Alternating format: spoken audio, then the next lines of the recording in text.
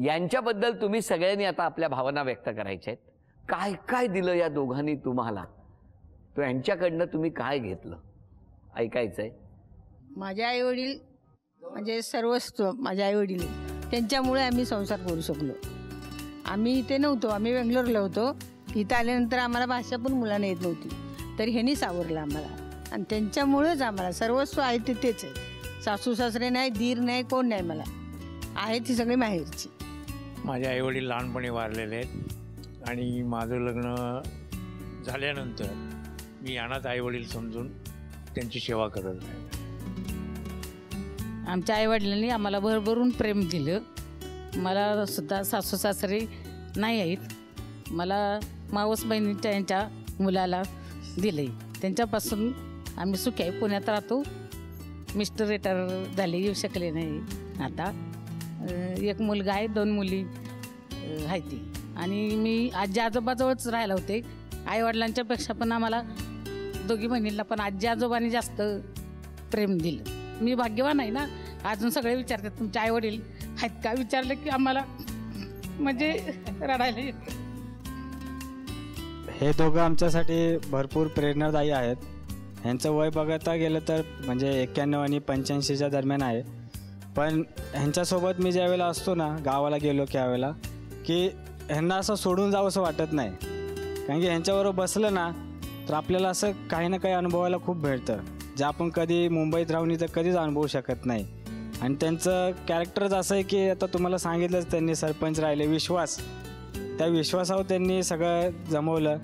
तसंच त्यांचा आशीर्वादही सगळ्यांवर आहे. आणि त्यांची एवढी म्हणजे आता एवढं वय झालं तरी त्यांची अशी जिद्द अजून कमी नाही आहे. तसंच आम्हाला अशी जिद्द भेटावी त्यांच्याकडून, हीच आमची अशी इच्छा आहे. मी यांचा सर्वात मोठा नातू. तर हे दोघे म्हणजे आमच्यासाठी खूप मोठे आदर्श आहेत. ॲक्च्युली आता एवढं मोठं कुटुंब आहे, अर्धच कुटुंब इथं हजर आहे. पण एवढ्या मोठ्या कुटुंबात आजही कोणताही निर्णय जरी घ्यायचा झाला तर ह्यांना विचारल्याशिवाय आज कोणताही निर्णय घेत नाहीत. भले आमचे मोठे जावे असतील, आज यांच्या लग्नाला 75 वर्ष झालेत, तसे यांच्या लग्नाला आज 50 वर्ष होतात. अरे वा, व्हेरी गुड. पण एवढी वर्ष होऊन सुद्धा घरातला कोणताही निर्णय ह्यांना विचारल्याशिवाय आम्ही कधीच घेत नाही. म्हणजे आमच्यासाठी एक आदर्श व्यक्तिमत्व आहेत आणि त्यांच्या वाचून म्हणजे आम्ही काहीच नाही आहे. ते आहेत म्हणून हे सर्व कुटुंब इथं आज उभं आहे त्यांच्याशी. मला परवा दिवशी समजलं की माझ्या आजी आजोबांचं नाव होम मिनिस्टरमध्ये जाहीर झाले. तर मला खूप मोठा आनंद झाला आणि मी त्याच दिवशी संध्याकाळी बसले गाडीला आणि मुंबईला आले त्याच्यासाठी, खास कराडवरून. हा, अरे वा, सगळे गावावरून आलोय आम्ही, सगळे कराडवरून आले. सफरचंदाचे काप नीट परतल्यानंतर त्यामध्ये दालचिनी पूड आणि मध घालून पुन्हा नीट परतून घ्यावं. बटर लावलेल्या ब्रेडवर सफरचंदाचे तुकडे, बदामाचे तुकडे, टुटी फ्रुटी, डार्क चॉकलेट आणि मीठ घालून दुसरा ब्रेडचा तुकडा त्यावर ठेवून वरच्या बाजूला बटर लावून घ्यावं. एका बाउलमध्ये स्ट्रॉबेरी सिरप आणि क्रीम घालून सॉस तयार करून घ्यावा. तयार सँडविच पॅन मध्ये बटरवर ग्रिल करून घ्यावं आणि स्ट्रॉबेरी सॉस बरोबर सर्व्ह करावं.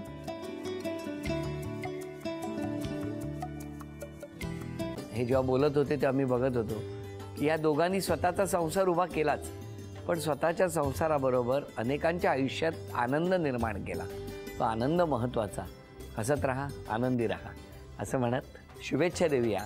आणि ही झी मराठीकडून भेटवस्तू डेव्हिड तुमच्यासाठी. अभिनंदन. आणि वहिनींना तथास्तू पुणे यांच्याकडून ही पैठणी. अभिनंदन.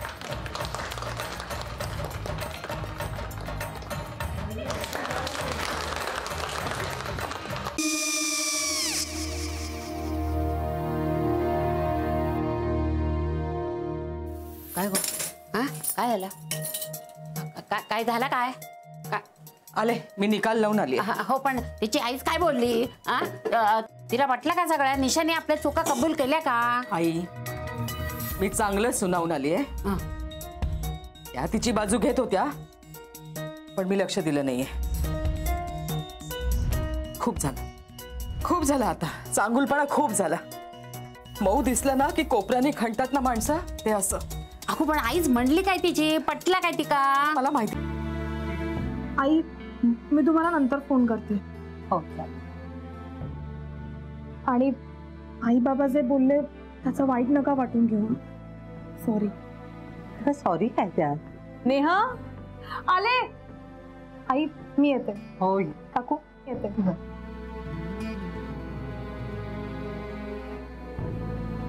सावकाश जाग. हो हो.